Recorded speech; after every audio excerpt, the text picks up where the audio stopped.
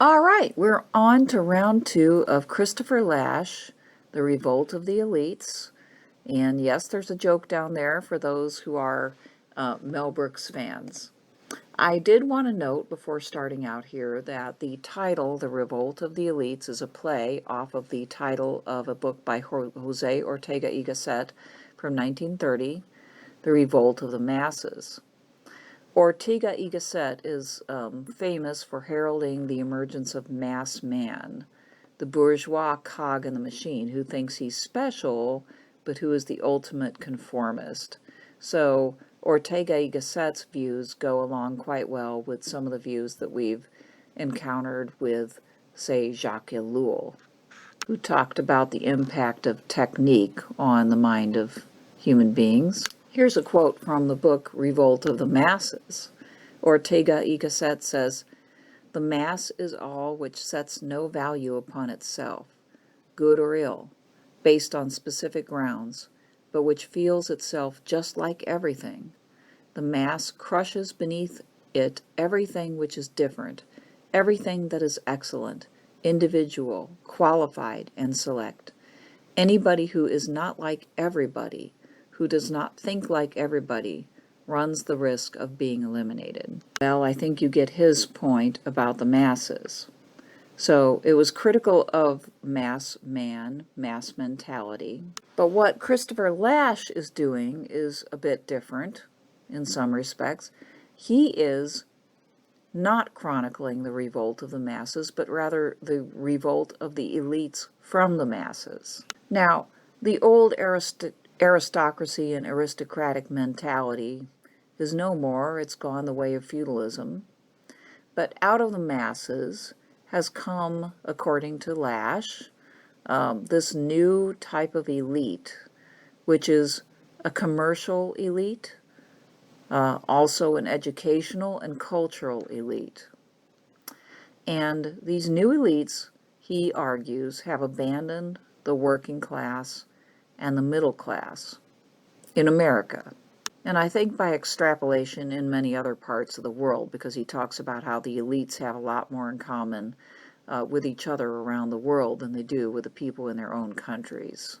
Lasch talks about the elites as being progressive in their mentality, which, back up, doesn't necessarily mean left-wing, but left-wing is a part of what Lasch means by progressive. However, and we'll visit this as we go into the book a little bit more, progressive is a moniker that you could apply to both the left and the right.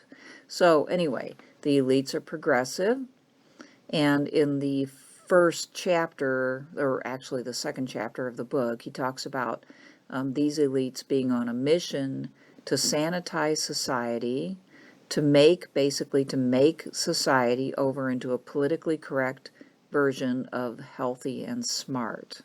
And so think about the crusade against smoking in public places. Smoking has become something of a class, a source of class division. And there has certainly been a full court press to stop people from smoking, making it illegal to smoke in public places. But since more of the masses, so to speak, than the elites smoke, this has basically been a crusade from the felt dimension on those who are not from the elite class, the progressive class. Now think about the difference here. Do the elites crusade against marijuana smoking, or taking marijuana, or drinking, or other things that might be equally harmful and damaging? And no, they don't. But they've deemed smoking cigarettes particularly nasty and harmful and socially unacceptable. That's just one example of sanitizing society to making society over into a politically correct version of themselves. More generally, they look down upon those of their neighbors who talk about family values and patriotism and things like that as ignorant and not progressive. That is, not enlightened. Now, Lasch says that the masses are strangely more conservative by nature than the elites in the old-fashioned sense of the term conservative, which opens up the sense that the so-called conservatives of today are not the same as the type of conservatism that the so-called masses hold. This is a lot to untangle, but hopefully we can do it over time. Here's a quote from Lasch. He says, "It is not just that the masses have lost interest in revolution. Their political instincts are demonstrably more conservative than those of their self-appointed spokesmen and would-be liberators.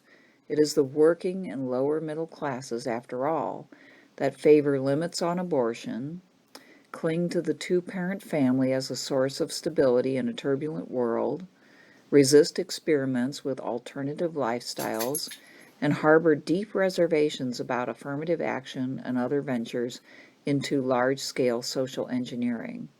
They have a more highly developed sense of limits than their betters. They understand, as their betters do not, that there are inherent limits on human control over the course of social development, over nature and the body, over the tragic elements in human life and history." So you can see, even on the surface, the irony of the idea that at least the liberal elites, who are in a position to help the masses, or they say they want to help the working class, but whose values are antithetical to the working class, who look down upon the working class values as ignorant and benighted and retrograde. So the very people that they might say they want to help are those that they find in another way reprehensible. And Lasch here is invoking, I think, this idea that there is a sort of instinctual conservatism that seeks to preserve a more traditional, authentic way of life, that it sometimes bubbles up into harmful expressions, even violent expressions, but that its base, at its root, is this notion that has been around forever, which is that we need to preserve a certain way of life. And in the modern world, there are many things which are disrupting that. And the masses, so to speak, sense that and more or less protest it through the attitudes that they extol in their culture and in their politics, which basically say, back off, stop, no. And the elites both would say they want to help those who are lesser in income and, in their view, in other respects as well. And yet their help consists of more or less wanting them to become like themselves. Lasch gives capitalism its due by saying that it has given more people access to more things due to the globalized economy and cheap foreign and immigrant labor than has ever been had in the history of mankind. But nevertheless, there is this growing gap between the elites and the masses, and not only in income, but even more so and more importantly in culture. And I have there an image of Charles Murray's book, Coming Apart, The State of White America, 1960 to 2010. Murray has gotten a lot of bad press, and in some ways that's probably justified, but this is a good book that shows this growing gap, not just in economic terms, but in cultural terms, definitely. And he has a lot of good data in there, and it's well worth reading, or well worth knowing about. because no matter where Murray is coming from, ultimately, it gives us the facts about this growing divide, and it is a real one. So, I mean, the implication, among others, is that it may not be true that just because a rising tide lifts all boats, that that's good enough, that perhaps there's more that human beings want than simply a little bit more and a little bit better, and that the gross inequalities in culture and in money bother people and agitate people and cause resentment and cause a sense of alienation. Lasch talks about how the culture gap is perpetuated by elites who live in their own world to a great extent, marrying other elites. He says it used to be that a high-income male would marry whomever, whatever woman he wanted to back in the old days when either women didn't work or they worked in a definitely lesser income areas. There was no concern for whether that woman could provide a certain amount of income for the partnership and the potential family, but now there is, he says, and so elites tend to marry other elites, and high-income males don't want to marry the secretary or stay-at-home mom anymore. They want to marry somebody who is close or matches their own income, both because of the financial advantage, but also because they live in quite a different world, because of the affinity, like the identification, wanting to understand their mate. By the way, that's a picture from Idiocracy. If you haven't seen that movie, you should. Lasch says that the new so-called managerial elites find more in common culturally with the elites of other countries than they have with their fellow citizens, and that they are becoming profoundly disconnected from the bulk of people in their own land. And of course, this makes them profoundly incapable of really helping out their fellow man. Now, Portlandia is a bit of a lampoon, but can a person who really obsesses quite a bit about where their chicken was sourced actually find a way to help the average American citizen? Do they even know and understand what other people's lives are like? And I don't want to diss anybody who wants to eat clean and healthy. That's fine. I think that's good.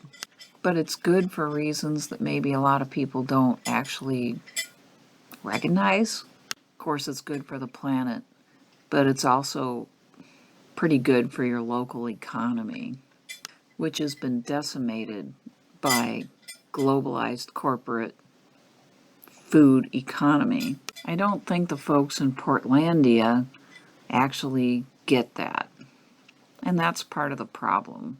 So Lasch talks more about the problems of the culture gap. He talks about how the elites promote the idea of meritocracy, by which they tell the story of pulling yourself up by your bootstraps, which is a common narrative of the right.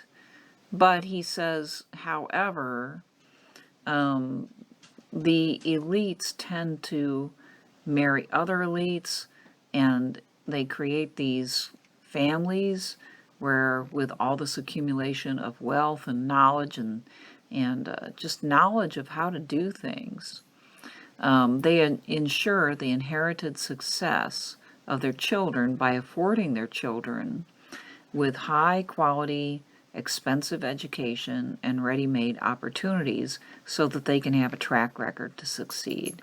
They, again, live in very different worlds than other Americans who don't have those financial advantages, but don't have also those cultural advantages, just the knowledge that it takes to get on the fast track. Now, here is a very interesting point that Lasch makes. He says, previously, elites in other times, at least in the European historical context, held a principle of, quote, noblesse oblige. Now, obviously, this wasn't always lived in reality, but it was an ideal and a value, and there was a sense of guilt that came along with ignoring it entirely. Noblesse oblige entailed a certain honor was to be had in caring about those beneath you. But if you have been telling the story of meritocracy instead of aristocracy, basically you find that the weakness of others beneath you is their fault, not your problem.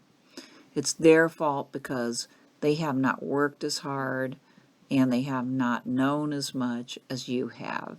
And so believing in meritocracy gets the elites off the hook from having to care about the common person.